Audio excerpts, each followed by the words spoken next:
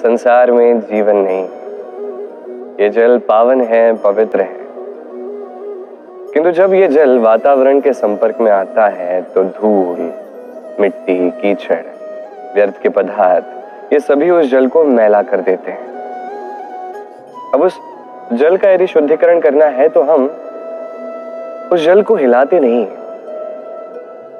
उसे शांत छोड़ देते हैं और ऐसा करने पर वो जल अपने आप ही सभी अशुद्धियों को त्याग देता है, अपने आप स्वयं को शुद्ध कर देता है। अब यही हमारे मन के साथ भी होता है।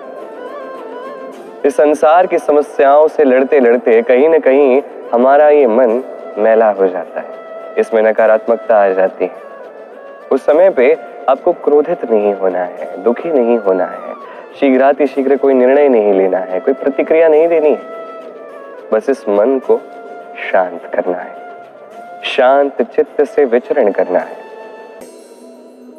माटी से बनी ये मटकी है। अरे वस्तु मुझे बड़ी ही प्रिय है। बालपन में मैया इसे में माखन बनाकर रख देती थी, किंतु जैसे ही मुझे ज्ञात होता था मैं उस मटकी को फोड़ता था और सारा माखन खा लेता था।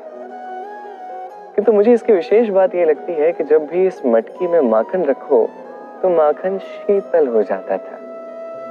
अब मैं सोचता हूं कि भला ये कैसे संभव है, जबकि स्वयं इसका निर्माण हुआ है अग्नि पर तपाकर। इसका निर्माण ही ऐसे हुआ है और इसके भीतर सब शीतल रहता है। ये कैसे होता है? ये इसलिए होता है क्योंकि ये मटकी एक ऐसी बात जानती है जो हम सब के लिए जानना अति आवश्यक है। जिसका अतीत माटी है, जिसका भविष्य माटी है, और टूटने के पश्चात भी जिसे माटी में समा जाना है, उसे अपने भीतर अहंकार की गर्मी रख के क्या प्राप्त होगा? बस यही एक सार है जीवन का जो हम सभी को समझना है, सीखना है, आचरण में लाना है। वैसे भी जब आप जान जाओगे कि आप नश्वर हो, जब आप देखोगे कि जब आपने जन्म लिया था तब भी आप कुछ नहीं थे, जब मृत्यु होगी तब भी आप कुछ नहीं होंगे। जीवन में ना कुछ कभी आपका था, ना आज है, ना कभी आपका होगा। तब अपने आप जन्म और मृत्यु के मध्य का ये समय जिसे हम जीवन कहते हैं, उसे आप शांति से जीना प्रारंभ करोगे। इसलिए कभी भी जीवन में अहंकार मत कीजिए, बस आरंभ और अंत इसे स्मरण रखिए। आज का ये वर्तमान शांति से और प्रसन्नता से बीतेगा। सारे ऐसे मनुष्य होते हैं जो चाहते हैं कि सब कुछ उन्हीं के अनुरूप चले, उसके लिए प्रयास भी करते हैं, किंतु सत्य तो यह है कि इस संसार का निर्माण मनुष्य ने नहीं किया है और इसीलिए ये संसार मनुष्य के अनुसार नहीं चलेगा, मनुष्य को संसार के अनुसार चलना होगा। कभी आपके जीवन में कोई परिस्थिति ऐसी आ जाए जिससे आपको पीड़ा मिले, दुख मिले, आप उसे बदलना चाहो तो उसे बदलने का प्रयास करो। यदि आप असफल रहो तो पुनः एक बार प्रयास करो, निरंतर प्रयास करो, और जब ना हो पाए तो स्वीकार करो कि इस परिस्थिति को बदला नहीं जा सकता। उस परिस्थिति को बदलने की चाह से दूर हो जाइए। चाहो तो उस परिस्थिति से दूर हो जाओ, किंतु स्वयं को प्रसन्न रखो। यही एक शरीर, यही मन, यही जीवन आपको प्राप्त हुआ है, तो आपका कर्तव्य है स्वयं का ध्यान रखना, स्वयं को प्रसन्न रखना। आप स्वयं प्रसन्न रहेंगे तभी इस संसार को प्रसन्न करने का प्रयास भी कर पाएंगे। हमारे जीवन में 7 सुख हैं और उन्हें प्राप्त करने के लिए हम अनंत क्रियाएं करते हैं।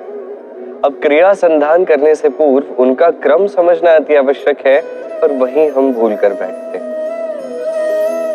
जिस कार्य को हमें बाद में करना चाहिए उसे ही हम पहले कर देते हैं। आपको स्पष्ट रूप से समझाता हूं, प्रत्येक सुख के साथ 2 क्रियाएं जुड़ जाती हैं। अब जैसे हम धन की बात करें तो 2 क्रियाएं जुड़ जाती हैं। पहली क्रिया है धन अर्जित करना, दूसरी क्रिया है धन का उपयोग करना। अब जीवन में धन का उपयोग करने से पूर्व धन अर्जित कैसे किया जाता है वो सीखना आवश्यक है। हम मंदिर में जाते हैं, भगवान की प्रार्थना करते हैं, उनके लिए पूजा करते हैं, उन्हें प्रसन्न करने के लिए, किंतु उससे पूर्व भगवान पर विश्वास रखना आवश्यक है। ये अटल विश्वास होगा तभी आप सच्चे भक्त बनेंगे। अब यदि आप वक्ता हैं, श्रेष्ठ वक्ता बनना चाहते हैं, इस संसार के सामने अपनी बात कहना चाहते हैं, तो बात करने से पूर्व बात सुनना सीख जाइए, तभी आप एक श्रेष्ठ वक्ता बन सकते हैं। जीवन में संबंध बनाना सीखने से पूर्व संबंध निभाना सीख जाइए, तभी आप एक सच्चे साथी बनेंगे। जीवन में हार मानने से पूर्व विजय प्राप्त करने का प्रयास करना सीख जाइए, तभी आप एक निपुण व्यक्ति बनेंगे। और अंतिम और सबसे महत्वपूर्ण बात, जीवन में प्रेम पाने से पूर्व प्रेम देना सीख जाइए, तभी आप एक सच्चे प्रेमी बनेंगे।